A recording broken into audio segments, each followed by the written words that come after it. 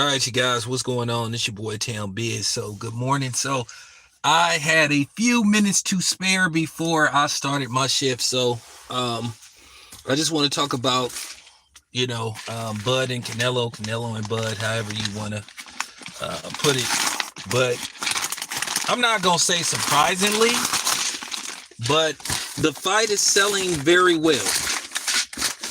The fight is selling very well, and it looked like the fight is going well. The fight is not going to, but the fight is going to be a sellout. So I don't know how many tickets they made available for purchase, but with that being said, they've sold a lot of tickets. I don't even know when they put tickets on sale, but I guess they put tickets on sale probably as early as Monday. It's now Friday, and basically the fight is going to be a sellout. Now, I don't know how many sections they made available. I'm going to say that again. But by the time September the 12th rolls around, Allegiant Stadium is going to be rocking. Now, they haven't announced who's going to be part of the undercard yet, but I talked to Bill. Haney. Possibly Devin could be on that card. I think that'll be a good look if Devin could get back on that card. Get on that card, get back into the thick of things, because like I said before, Devin does need to get back in the ring, to get back in the groove, because you could clearly tell, that year layoff kind of took toll on him a little bit, because, you saw some things that you could tell that he had been out of the ring for a minute, but he's back. So if he can get back in the ring before September, October. If he get a September fight in, he could possibly get a December fight in. So he would have fought 3 times in a calendar year. But yeah, this fight is selling like hotcakes. And the funny thing is, when you think about it, and I looked at, now I don't understand gambling odds to a T, but they have Canelo as a favorite, but not what you would call an overwhelming favorite. It's almost close to slight favorite. So who knows, by the time fight week comes around, will the odds get even a little bit even closer, or will Bud, become the favorite? So that's what I'm kind of paying attention to. So you'll have to see as we get closer to fight week and fight date, because we're months away. So we got plenty of time to prepare. I'm pretty sure Canelo probably is going to start training camp in a minute, but Canelo doesn't really, or Bud don't really have to start training camp, because usually most training camps are like 8 weeks out. So I don't think it's a rush for them to just like get into camp and train for because it's May now. So basically the fight is like 4 months away. So, I wouldn't really worry about training until like sometime like in June. So if I'm Bud and Canelo, I would be just getting prepped. I might would do a little pre-training, but right now they don't even need to worry about full-fledged training, because like I say, the fight is months away. So they got plenty of time. They got at least 4 months.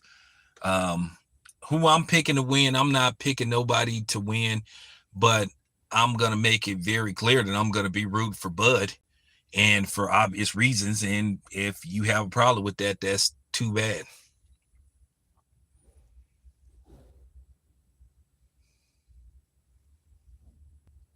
So it is what it is, and I stand on that. But I am surprised just a little bit. I knew the fight would sell very well, but I didn't think it was going to be to the point to where it was almost at capacity by week's end.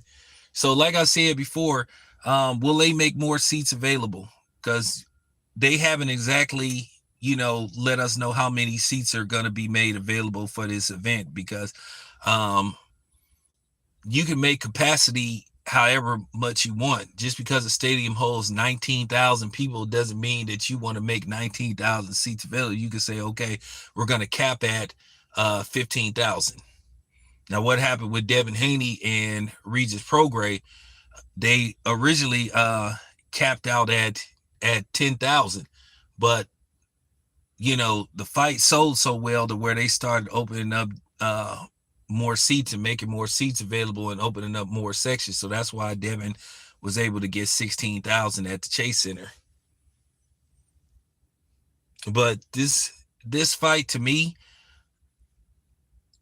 like I said before, I would have felt a little more comfortable if Bud would have took one fight at 160. It's just that he's moving up 2 additional weight classes coming from 154.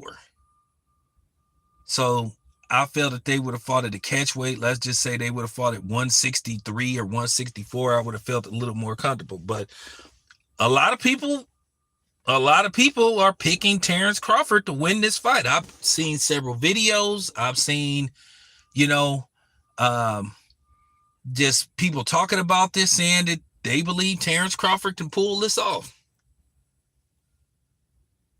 I mean, we're gonna have to see. I hope Bud pulls it off, because like I said before, it's kind of gonna be one of these situations. It's gonna be a damned if you do, damned if you don't, because as I said before, you can't help but to scratch your head and just wonder, why is Canelo even entertaining the thought of a fight like this? I know it's a popularity fight. I know it's a spectacle, but truth be told, no matter what happens in this fight, if Canelo loses this fight, people are going to call for him to retire. Because once again, Canelo has nothing to gain from this fight. If he wins, well, you're supposed to win.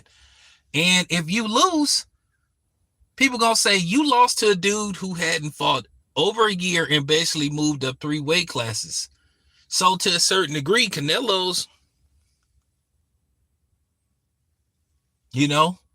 so to a certain degree, Canelo's legacy is going to be stained tremendously.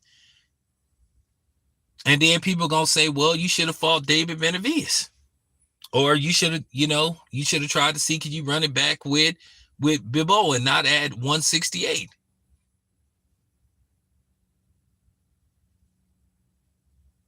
So that's my take on the situation. It's kind of like it's a no-win situation for Canelo.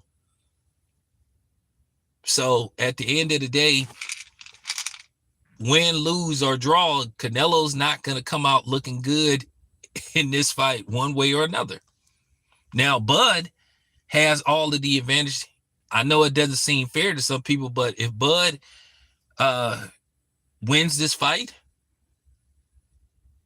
I know some people ain't gonna like it, but if Bud wins this fight and he becomes undisputed at 168, not including or including undisputed at 147 and then at 140, Bud is in that GOAT conversation. Whether people like it or not, Bud is in that GOAT conversation.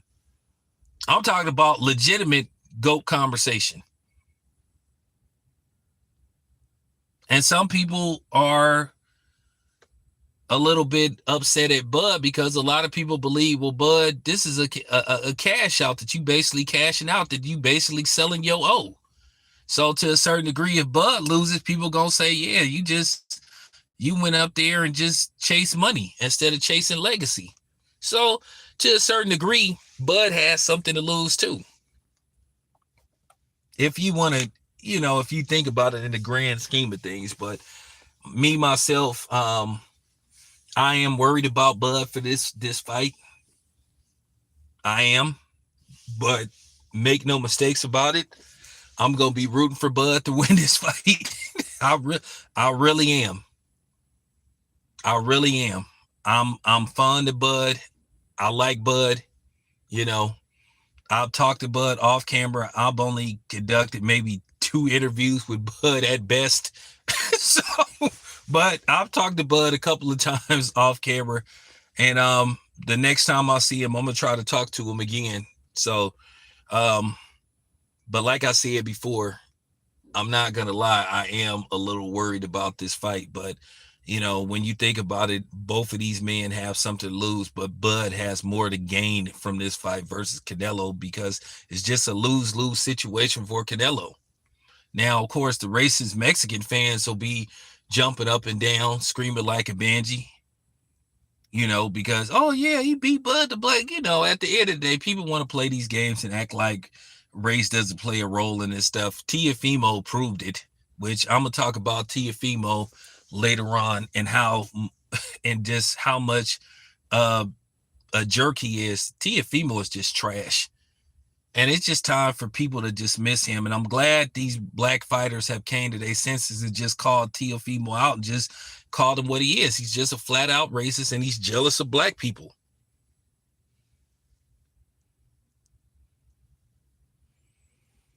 Well, if he pulls this off, like I said before, if Bud pulls this off, Bud is legitimately in the GOAT conversation.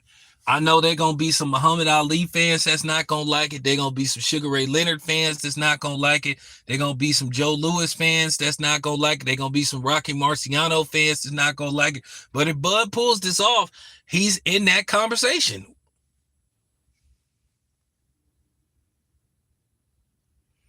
Well, Turkey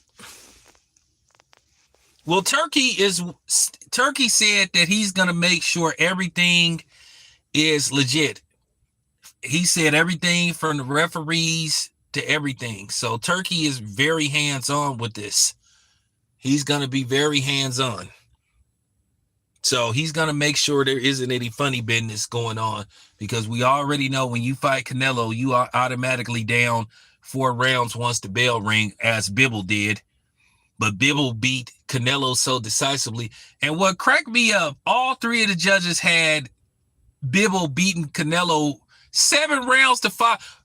What 5 rounds Canelo won in that fight? So, but anyway, I got to start my shift, but I'll talk to you guys later on.